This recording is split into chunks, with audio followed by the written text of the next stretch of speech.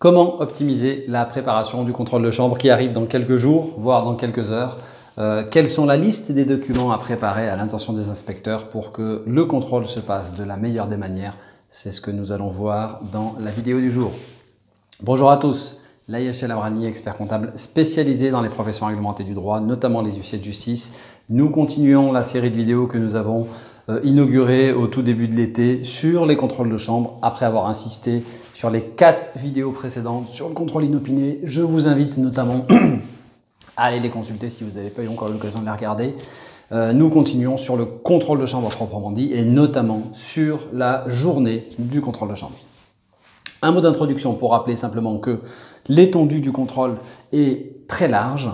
Elle porte sur l'ensemble des activités professionnelles des huissiers de justice.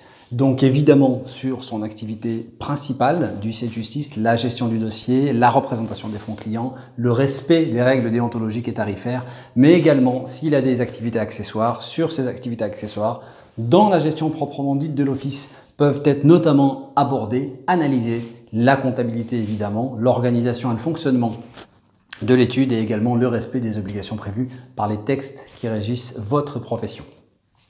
Un dernier mot d'introduction pour rappeler que les études du huissier de justice sont placées sous la surveillance du procureur de la République. Quelques jours, c'est mieux de s'y prendre quelques temps avant, quelques jours avant l'arrivée du contrôle de chambre, il est évidemment primordial de pré-remplir le formulaire de l'inspection de contrôle. Nous consacrerons les 2 prochaines vidéos à la manière dont il faut compléter cet imprimé, notamment au niveau des chiffres de la comptabilité. Quelle comptabilité? La comptabilité de trésorerie ou la comptabilité d'engagement? Nous donnerons toutes les précisions utiles à ce niveau-là. Attention également au niveau de ces formulaires. La nouveauté de cette année, c'est qu'un certain nombre d'onglets sur un certain nombre de données sont déjà pré-remplis. Il convient évidemment de les vérifier et de les faire valider idéalement par votre expert comptable avant l'arrivée des contrôleurs. Donc ce formulaire doit être pré-rempli. Ne pas oublier au-delà de ce formulaire principal de contrôle qu'il y a également d'autres documents qu'il faut compléter. Je pense notamment à la liste des salariés qu'il faut compléter sur un volet différent. Également, et c'est quasiment systématiquement oublié, mais les inspecteurs ont pour consigne d'insister de plus en plus là-dessus, doit être complété le carnet individuel de formation titulaire par titulaire. L'obligation de faire en sorte de faire vos 20 heures de formation doit être consignée dans ce carnet individuel de formation. Donc il convient non seulement de remplir toutes les formations que vous avez faites, mais d'y joindre les attestations de présence. Au-delà de ces formulaires qu'il convient de compléter, il convient également, et c'est un des aspects les plus importants et qui nécessite beaucoup de préparation, c'est préparer une cote avec l'ensemble des justificatifs permettant de valider toutes les informations que vous avez pu pré-remplir sur ce formulaire de contrôle afin de faire en sorte de fluidifier ce contrôle le jour de l'arrivée des inspecteurs. C'est toujours appréciable quand un inspecteur demande un document que celui-ci soit présenté dans les 10 secondes si c'est bien préparé et on voit tout de suite l'organisation d'une étude par rapport au délai qui est mis quand une pièce ou un dossier est réclamé. On verra en toute fin de vidéo la liste des principaux documents qu'il convient de préparer. Idéalement, on les classe dans l'ordre d'apparition dans le formulaire pour que ça soit le plus fluide possible.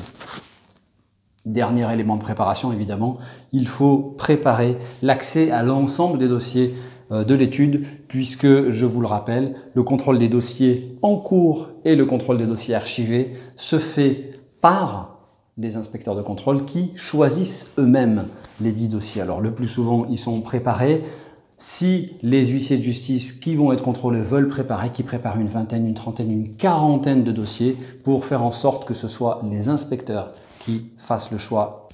Voilà pour les documents qu'il convenait de compléter et de rassembler quelques jours avant le contrôle de chambre. Le jour du contrôle, on vérifie évidemment, on se remet le formulaire et on fait une vérification générale de l'imprimé de contrôle. Il arrive parfois que certaines informations que l'on a complétées disparaissent parce qu'on a oublié par exemple de sauvegarder ou parce que quelqu'un est passé derrière nous et qu'il a modifié les documents, des collaborateurs de l'étude notamment, ou parfois l'expert comptable qui a fait des modifications judicieuses. Il convient de rejeter un œil sur l'ensemble des informations déjà pré-remplies et remplir les dernières qu'on n'a pas pu faire.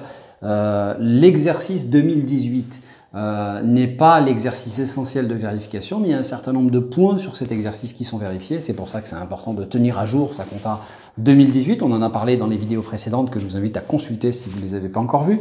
Il convient, le jour du contrôle, si on est le 4 septembre, le jour du contrôle c'est le 4 septembre, j'édite une balance générale, un tableau de bord et la première et dernière page de la balance dossier arrêtée à la date de la veille, c'est-à-dire au 3 septembre. Et ensuite, je pré-remplis cet onglet consacré aux données comptables de la veille pour s'assurer d'un certain nombre de points, notamment la parité entre les fonds clients et le compte affecté, la position des comptes de gestion ou le disponible en règle générale. Voilà, donc ces 3 documents doivent être édités et permettre de finir de compléter cet imprimé qu'on n'a pas pu évidemment faire la veille. Et enfin, évidemment, avant l'arrivée des inspecteurs, faire en sorte de préparer l'accès à l'ensemble des dossiers en cours. Durant le contrôle, important de préciser que les inspecteurs vont dérouler l'imprimé de contrôle onglet par onglet et ils vont vérifier chacune des informations qui sont inscrites sur ce formulaire. Une vérification se fait avec un justificatif. Donc tous les justificatifs doivent être disponibles rapidement. Important d'avoir en tête que les inspecteurs ont les droits de recherche, de communication pour lire le texte. Les inspecteurs ont les droits de recherche, de communication, de remise de copies et de vérification les plus étendus sur les minutes, répertoires, registres, titres, valeurs, espèces, comptes bancaires, pièces comptables, documents de toute nature liés à la gestion de l'étude dont ils jugent la représentation utile à leur mission. C'est dire l'étendue des investigations qu'ils peuvent mener. Donc évidemment, on répond à toutes leurs questions et on laisse un accès total aux pièces de l'étude.